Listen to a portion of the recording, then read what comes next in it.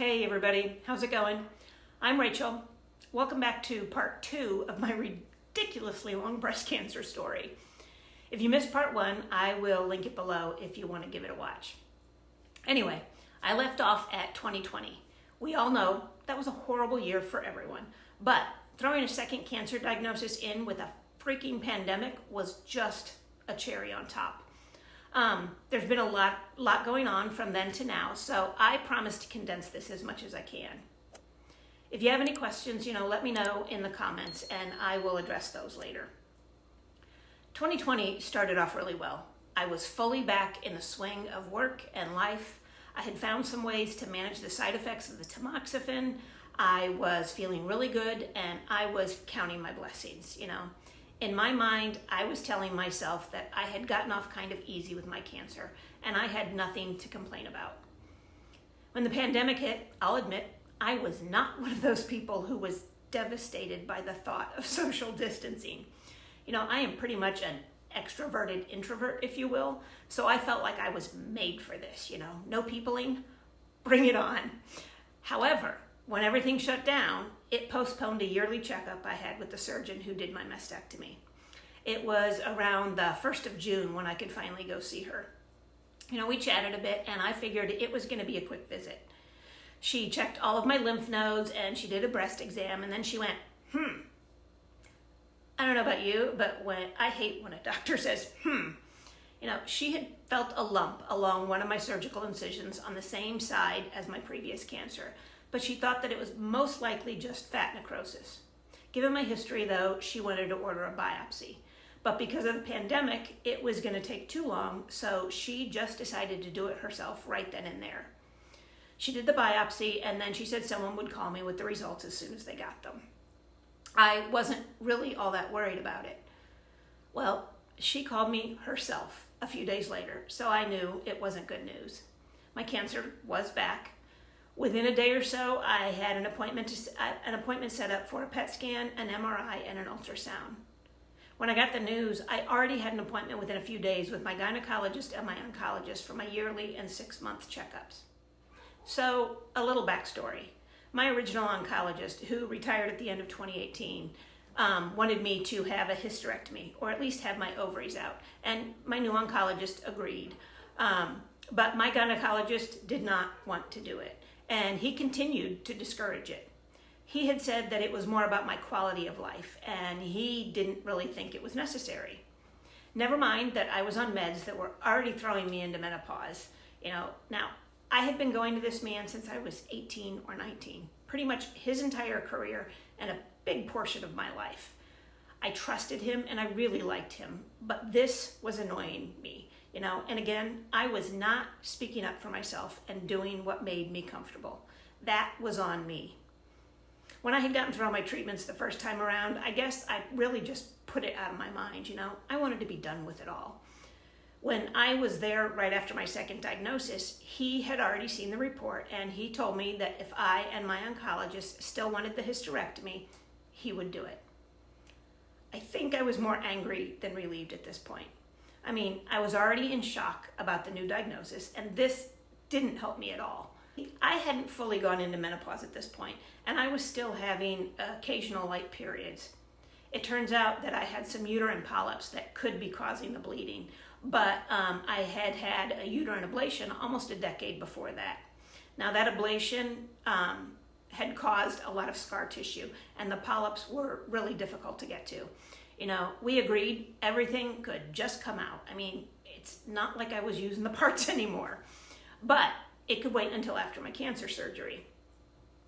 I saw my oncologist a day or two after that, and he totally understood my frustration at this point. But from his perspective, we needed to wait for my pathology report. We did briefly discuss, what my options might be, radiation, chemo, all that stuff. Then I had my scans and my MRI, and it appeared that there might be some activity in my lymph nodes. So I had another biopsy, and the cancer had spread to the nodes.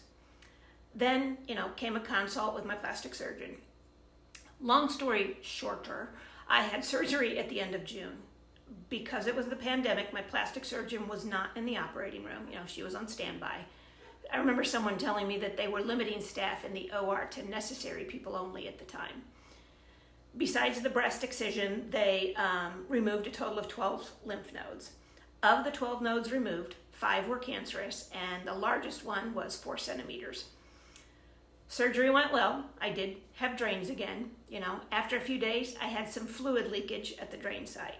So my surgeon had me come back into her office to perform something called, now I hope I'm pronouncing this right, sclerotherapy. Basically, she removed the bulb from the drain and she flushed it out with an iodine solution. And then I had to lay on my side with that in for 30 minutes. Now, I can't even begin to describe the burning feeling from that. But she wanted to do that another couple of times over the next week or so. So, yay. Jump forward a day or two, and I was inadvertently exposed to COVID. At this point in the pandemic, once I was exposed, I could not go into my surgeon's office without triggering a whole 2319, which meant my husband had to do the flushes at home. I can't tell you guys how important it is that you have someone or several someones who you can rely on through times like this. He took on a lot for me. If you don't have anyone, please talk to your doctors. They can connect you with people who can help you to find someone if need be. So, at the time, I needed 2 negative COVID tests before I could go back to the surgeon's office. And all of the COVID testing sites in my area at the time were drive up. So my whole family had to go sit in these incredibly long lines in our car for hours. This was just after surgery, and I had all my drains in and all my wraps on. It really was starting to feel like 2020 was a total shit show. I'm sorry. A week or so after that, I was starting to feel cramps in one of my legs. Being a massage therapist, I tried rubbing it out for a couple of days. I figured that I just wasn't moving enough or drinking enough water. I was sleeping upright in a recliner at this point, and I went to sleep like the second night or something, and I was startled awake by a dream where something told me it was a blood clot. I called the surgeon's office the next morning, and they got me in for an imaging test within just a couple of hours. Sure enough, I had just over a 2-inch DVT in my calf. I did not realize at the time that blood clots are a side effect of both tamoxifen and cancer itself. So then I was put on blood thinners. Then, towards the end of July, still with these drains in, I noticed some redness and soreness under my arm. Cut to the chase, I had an infection. I was admitted to the hospital. I saw an infectious disease doctor, and I was started on IV antibiotics. They ended up putting a PICC line in for the IV. Then I had surgery to flush the area out and to flush the implant and swap out the drains. For anyone keeping count, this was surgery number 5 on the FUBs. I was in the hospital for about a week. Then I was sent home to continue the IV antibiotics twice a day for a month. Then, despite every precaution, probiotics, yogurt several times a day, I developed a yeast infection. Not really a big surprise. It was a lot of antibiotics. They instructed me to use an over-the-counter remedy, and within a day, I was covered in hives. You just can't make this stuff up. They switched up my antibiotic for the duration, and they gave me something else for the yeast infection. Then, sometime in August, I switched from tamoxifen to an aromatase inhibitor. I finally got one of my drains pulled at the end of August, and the other one just before Labor Day weekend. My PICC line was finally removed, and I was finally cleared to start radiation. I started radiation at the beginning of October and went until mid-November. I was referred to a lymphedema therapist during radiation, but honestly, this one didn't do much. She told me how to measure my arm for a sleeve, but she left the ordering up to me. And of course, I didn't do it because I didn't know much about lymphedema, and I didn't have it at the time. Unfortunately, she did not educate me much on what it was and the prevention of it, other than to give me a few flyers. She did, however, have me meet with a representative of a company to purchase a lymphedema pump. If you have insurance that will cover the cost of one of these, I do recommend them though. They do work if you need it. After I finished radiation and ordered the pump, she released me. The lesson here is if you go see one, be smarter than me. Make sure you ask about triggers and prevention. have them help you order a sleeve strictly for prevention. This is all likely going to be new to you, so you really don't know what to ask or even what lymphedema is. Most clinics have companies that they work directly with, and a good lymphedema therapist will measure you and ensure that you have and know everything you need. Okay, in the meantime, my pathology report had come back, indicating that my recurrence had the exact same genetic makeup as my previous cancer, which apparently is not what usually happens in a recurrence. When I saw my oncologist, he was hesitant to do chemo because obviously it didn't work the first time. And it would have to be a much stronger and longer course if we did it again, which posed its own health risks. So he reached out with my permission to several colleagues throughout the country for their opinions. They all agreed with him, and one suggested a targeted therapy. It's what's known as a CDK4/6 inhibitor, and it's designed to work in conjunction with aromatase inhibitors. My oncologist showed me a recent trial on the drug, and he recommended, and I was agreeable. So I started that in December of 2020 for approximately a 2-year course of treatment. Now, even though these inhibitors aren't traditional chemotherapy, they still have some of the same unpleasant side effects. Unlike the chemo that I took once every 3 weeks, this med I took, abemaciclib, or a brand name Verzenio, was taken twice daily, 7 days a week. Because of the side effects, my doctor monitored me very closely during the course of treatment. I had appointments and blood work monthly. Fortunately, I found that I was able to control some of the worst side effects with my diet and a few supplements. I'll talk about those in another video just because this video is already getting too long. In January of 2021, I thought I was finally having my DNC or hysterectomy. Unfortunately, I woke up from the procedure and he basically hadn't done anything. His note said that he was unable to get to the polyps because of the scarring, and my next step would be a hysterectomy. That was the final straw for me. I have since switched doctors, and my new gynecologist has agreed to perform the procedure sometime next year. Okay, now, because of the surgeries, radiation, and the complications, I developed capsular contracture on the right side, which is the formation of excessive scar tissue around the implant. And it was bad enough that it was causing a pretty bad deformity of the breast, and the scarring caused really limited mobility in my shoulder. I did physical therapy for 3 months, but unfortunately it didn't help with the mobility. And sometime in that time frame, something triggered active lymphedema for me. I went to see my plastic surgeon in June of 2021, and we discussed whether she could help with the contracture and whether that might actually in turn help with the shoulder mobility. Then, in the middle of all this, we lost our very beloved dog to cancer. I was devastated. She was quite literally my best friend. She never willingly left my side through all of my surgeries and treatments. She kept me moving and she kept me company. That did not help my mental state at all. Staying positive was getting to be a real chore. Okay, so surgery was scheduled for late August, and my plastic surgeon referred me to another lymphedema therapist to try to get that under control. I had my first appointment a week or so before surgery.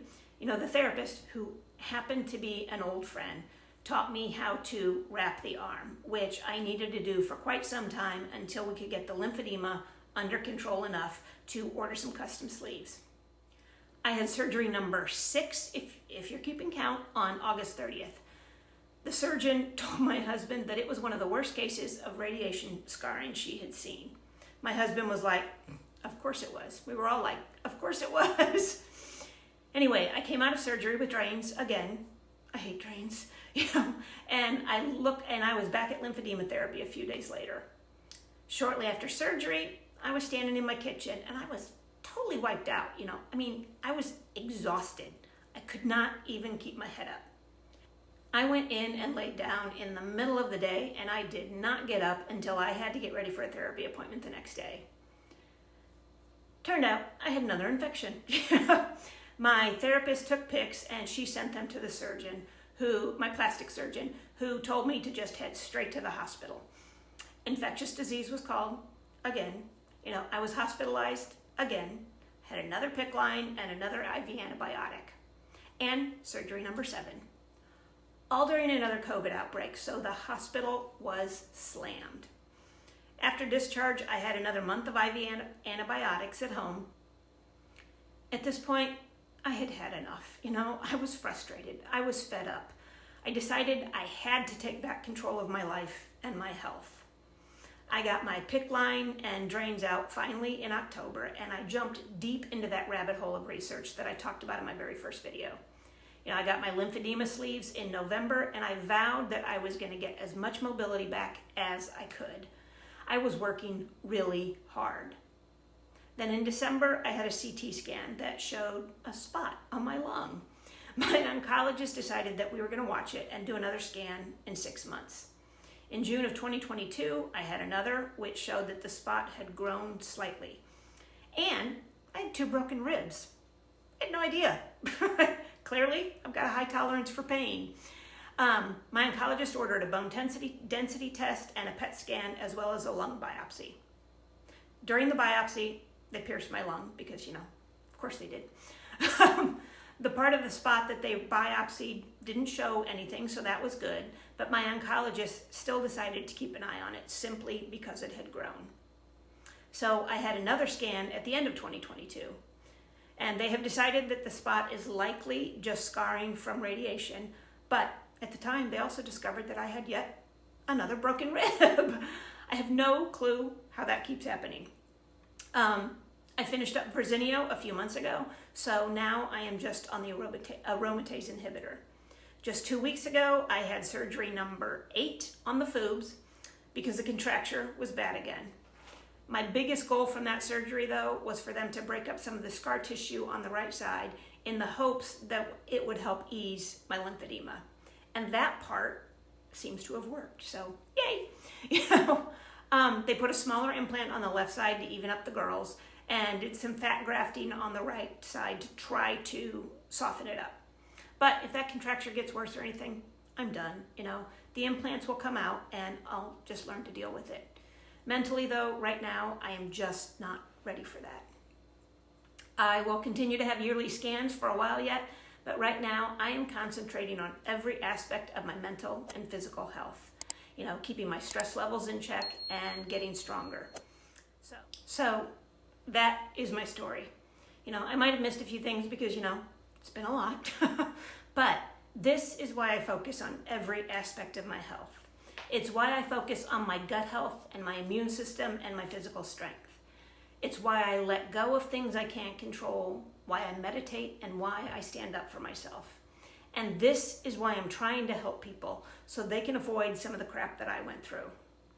It's why I consider myself lucky and why I am so grateful. There are so many places this could have taken an even worse turn than it did, and I do not want to forget that. So, that's it for this one. I think it's probably been plenty. Let me know if you have questions in the comments. I will be happy to answer them. Otherwise, I will see you in the next one. Thanks for watching. Take care of you. Bye-bye.